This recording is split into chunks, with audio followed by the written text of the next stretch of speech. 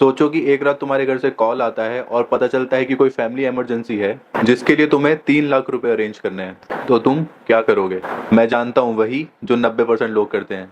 तुम अपना फोन उठाओगे, अपना बैंकिंग ऐप खोलोगे और पर्सनल लोन के लिए अप्लाई करोगे। 18% पर एनएम का इंटरेस्ट रेट, 2 साल की ईएमआई और इंस्टेंट अप्रूवल।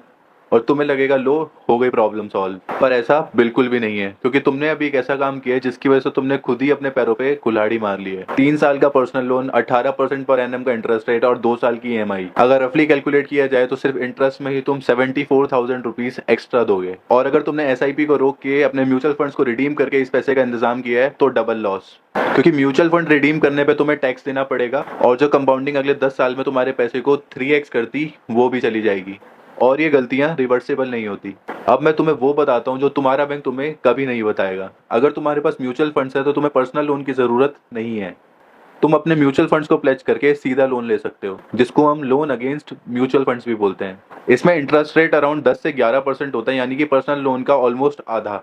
और ये एक ओवरड्राफ्ट की तरह काम करता है, यानी कि जितना अमाउंट आप यूज करोगे इंटरेस्ट भी आपको सिर्फ उसी अमाउंट पे देना है। और पर्सनल लोन पे आपको डे 1 से पूरे 3 लाख रुपए पे इंटरेस्ट देना पड़ेगा, चाहे आप उस अमाउंट को पूरा यूज करो या फिर ना करो। और एक सबसे बढ़िया बात, तुम्हारे म्यूचुअल फंड यूनिट्स प्लेज करने के बाद भी ग्रो करते रहते हैं, मतलब तुम्हारी इन्वेस्टमेंट वहीं इंटैक्ट रहती है।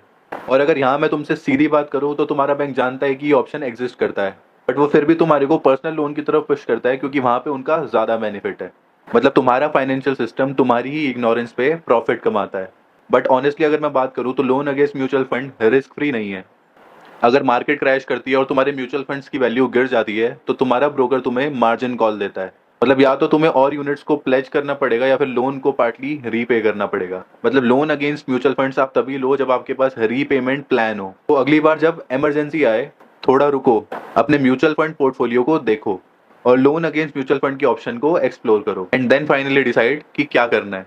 ऐसी ही और वीडियोस देखने के लिए इस चैनल को सब्सक्राइब करो and I will see you in the next one.